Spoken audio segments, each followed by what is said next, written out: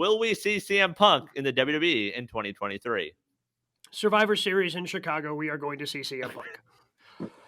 I feel very confident about that because the other part of this story was apparently this was a Vince decision.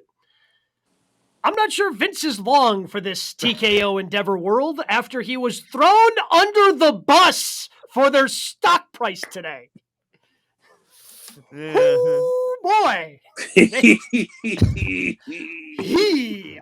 guess Vince isn't necessary to this whole operation, is he?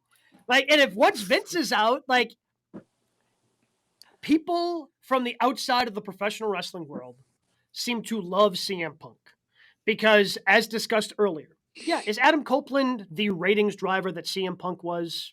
No, he's not, because very few people in this world are. Now, Phil comes with his headaches, and those are the things you have to then weigh.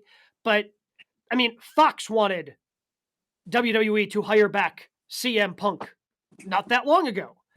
WWE said no. So Fox said, all right, we're going to put him on the show we have on FS1 that doesn't have a consistent time and then can't figure out why nobody watches. I can't even remember the name of the show. Backstage? Was it WWE Backstage? Yeah. That was the name of the show? Yeah. So they put him on that. About that show. I DVR'd it. I watched it quite a bit because I wanted to see what CM Punk was going to do. So, I mean, I just think, obviously Turner execs on board with bringing CM Punk on. Like, I can't imagine that the folks over at TKO Endeavor don't want CM Punk because it's a win for them that they can tout over, like, as much as, some of these free agents back and forth, like CM Punk is one of the big free agents that actually can make a difference for WWE, for wherever he goes, he's going to make a difference to your bottom line.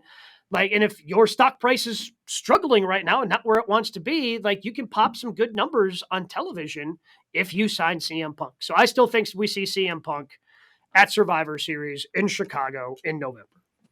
I think we see him at Royal Rumble in Tampa, St. Pete.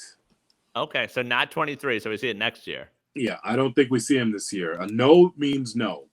And I think that, it's Vince saying it, but I think, the thing I keep thinking about is that 2-3 hour podcast that CM Punk did with his former friend Colt Cabana. And he just laid out everything. Laid out Triple H big time. Laid out Vince. Laid out the doctors, how he wasn't taken care of.